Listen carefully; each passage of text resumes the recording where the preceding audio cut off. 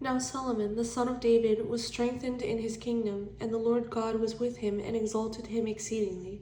And Solomon spoke to all Israel, to the captains of thousands and of hundreds, to the judges, and to every leader in all Israel, the heads of the fathers' houses. Then Solomon and all the assembly with him went to the high place that was at Gibeon. For the tabernacle of meeting with God was there, which Moses the servant of the Lord had made in the wilderness. But David had brought up the ark of God from Kirjath-jearim to the place David had prepared for it, for he had pitched a tent for it at Jerusalem.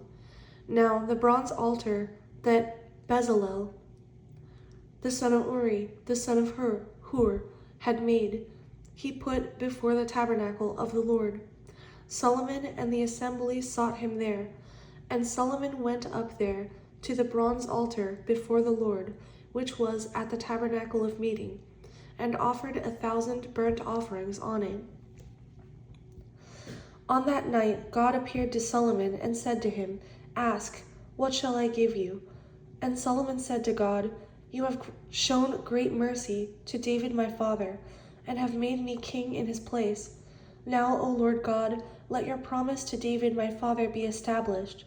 For you have made me king over a people like the dust of the earth in multitude. Now give me wisdom and knowledge, that I may go out and come in before this people. For who can judge this great people of yours?"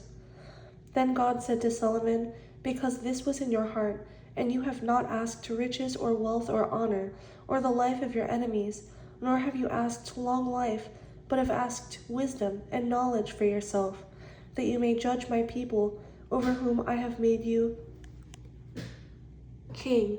Wisdom and knowledge are granted to you, and I will give you riches and wealth and honor, such as none of the kings have had who were before you, nor shall any after you have the like." So Solomon came to Jerusalem from the high place that was at Gibeon, from before the tabernacle of meeting, and reigned over Israel. And Solomon gathered chariots and horsemen. He had 1,400 chariots and 12,000 horsemen, whom he stationed in the chariot cities, and with the king in Jerusalem. Also the king made silver and gold as common in Jerusalem as stones, and he made cedars as abundant as the sycamores, which are in the lowland. And Solomon had horses imported from Egypt and Keveh. The king's merchants brought them in Keveh at the current price.